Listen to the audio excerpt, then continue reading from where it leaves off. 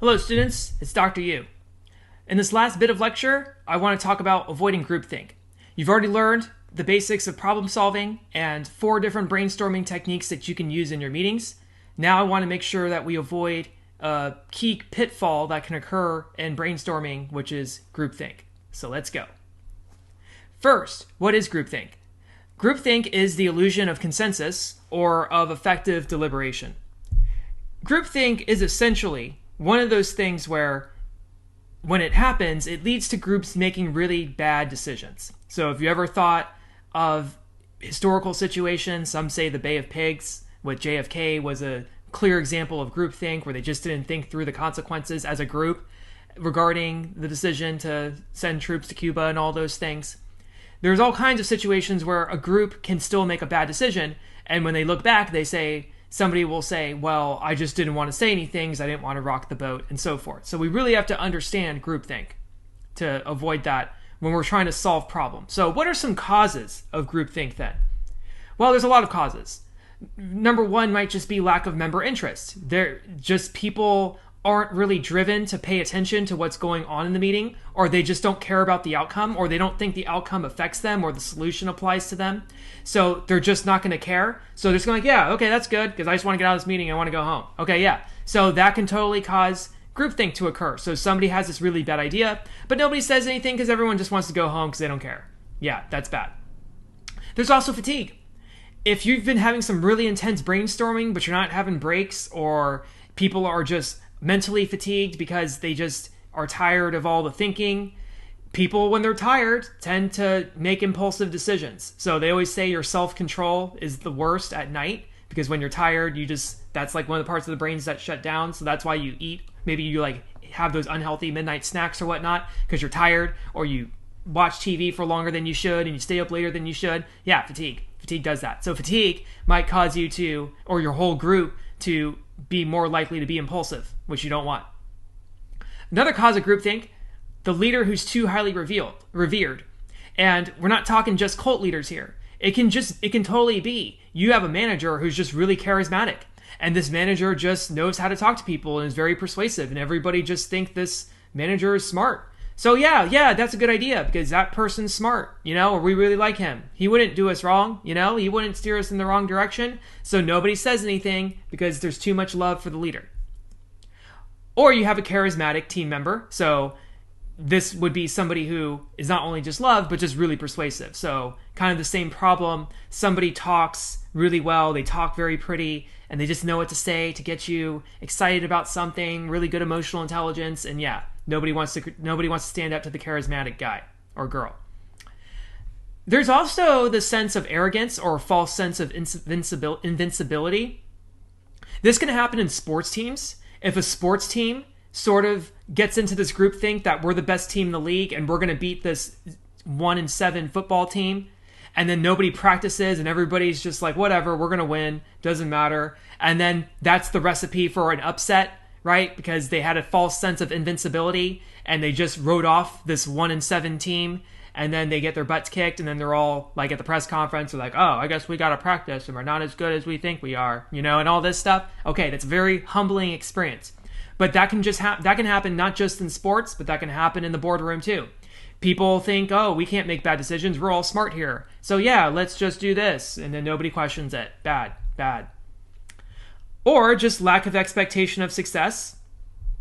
So people think that this is all doomed. Nothing's going to work anyway. So we might as well just do whatever because it's not going to work anyway. So it's kind of like this nihilistic approach to problem solving. Like, we're screwed. It doesn't matter. Yeah, just go with that because we don't care. Like, we're all going to die anyway, and it's just not fun. Okay? Now, how do we prevent groupthink then? There's 5 things you can do to prevent groupthink. First, you got to encourage critical and independent thinking.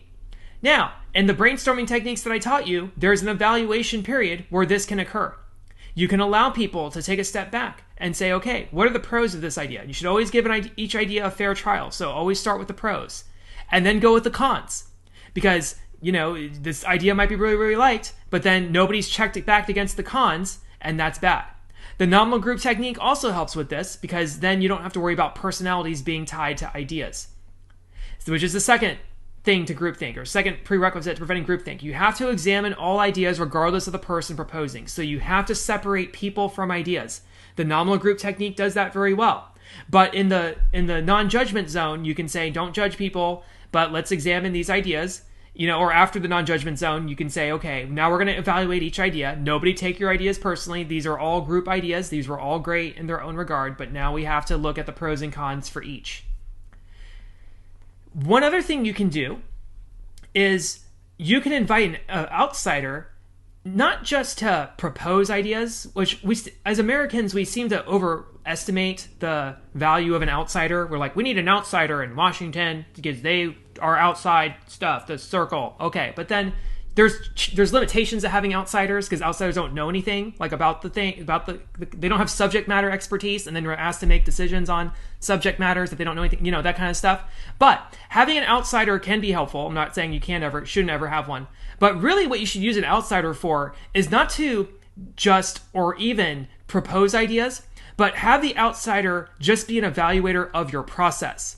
And you can have the outsider kind of be an observer who can say, when you did the brainstorming, it seems like it was pretty fair, but I noticed that number 2 and number 3, person A and person B just didn't seem involved. And you may want to get more of their feedback individually.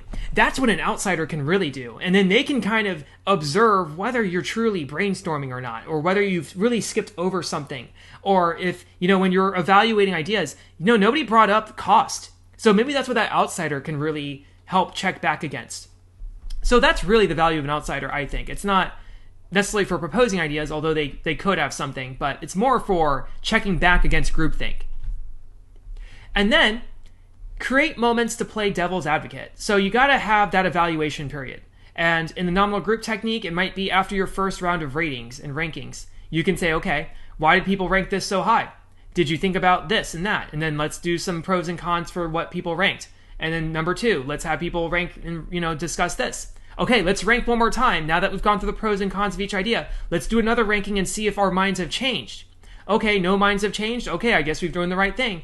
But maybe in this other instance, all right, let's rank the ideas the first time. Okay, great. So now let's pros and cons of each idea. Okay, let's rank one more time. Oh, a lot of people changed their mind from B to A. Oh, okay, so playing devil's advocate helped. So just call it out to say, we got to play devil's advocate for each position, and you can even use my words in your meetings. We got to give every idea a fair trial. So we have to make sure we look at its pros, but we also got to make sure we look at its cons. As much as we love the idea, every idea gets a fair trial. And then you can also break people into smaller groups. This is another technique. So let's say you have 12 people in a meeting, and it might be hard to evaluate ideas because maybe it's just too intimidating, or like there's a ton of ideas. What you can do in your meeting is maybe break people up into groups of 4 or 3 if there's 12 people, and then have them do their own small group evaluation session of all of the ideas. Or you can give, like if there's like 20 different ideas, you can give group 1, 6 ideas, group 2, 6 ideas, group 3, 6 ideas, and then maybe you do 2 yourself or something. But either way, break people into smaller groups because people are more likely to talk in smaller groups where they don't feel like the intimidation factor of talking to 12 people. And more times than not, people will say things in smaller groups they normally wouldn't share in larger groups. And then you can have somebody report back and speak on behalf of the smaller group to say what you talked about. So it's kind of like in public speaking, we call it a think, pair, square, share. You can do something like that for the evaluation period. And then that's going to be really, really beneficial. So these are just 5 things you can do to prevent groupthink. You have to allow independent thinking. You have to examine all of the ideas, regardless of who's proposing it. You should invite some kind of outsider to evaluate your process to make sure you're actually brainstorming. And then play devil's advocate and break people into smaller groups. That's a really smart idea.